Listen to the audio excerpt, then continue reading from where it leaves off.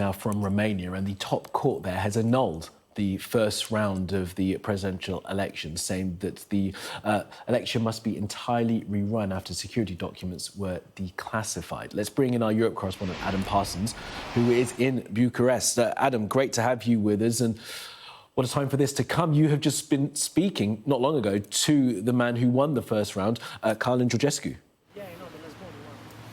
Yeah, this has come really as a huge surprise to this nation. We knew that there was an appeal against this election, but I think most people thought that this was the opposition going through the paces, that nobody really thought that the presidential election would be annulled. And then out of the blue came this statement from the Constitutional Court, which is a long document, but I will summarise it.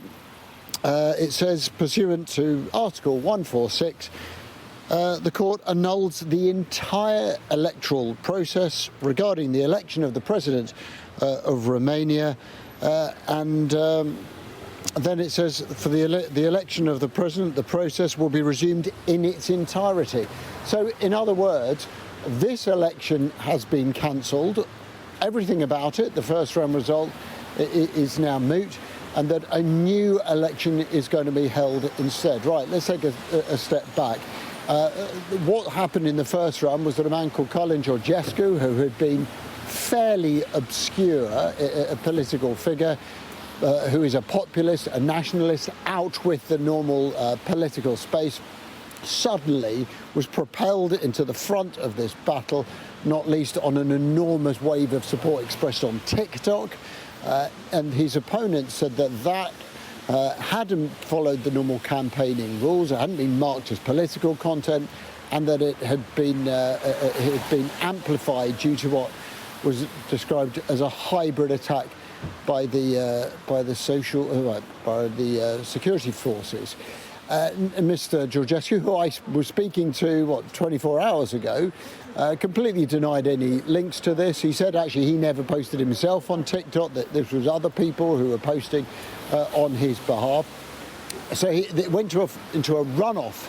The two final candidates who were supposed to be voted for on Sunday were Mr. Georgescu and Elena Lasconi, who is a much more familiar centre political figure. And the polls at the moment, well, they kind of oscillate, but one of them that came out today had her marginally in front. One that came out yesterday had him a long way ahead. Certainly his team were very confident of victory, and they have always positioned themselves as being effectively anti-establishment people, and saying that the political establishment is trying to block them. And absolutely, you can bet that right now, Calin Georgescu and his supporters will be looking at this and saying, we told you so.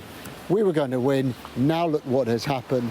The political establishment in Romania is trying to block us. We await any reaction. This has just happened in the past few moments. We were driving along when we got this message to say that the court had come to this decision. So we're awaiting any verdict from the Lasconi team or the Georgescu team.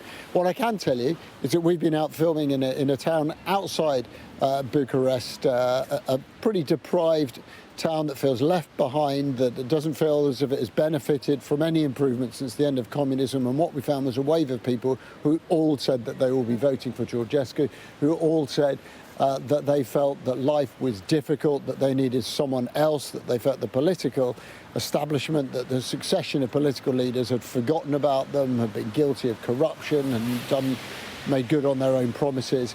They felt it was time for change. They thought it was going to happen in this presidential election on Sunday.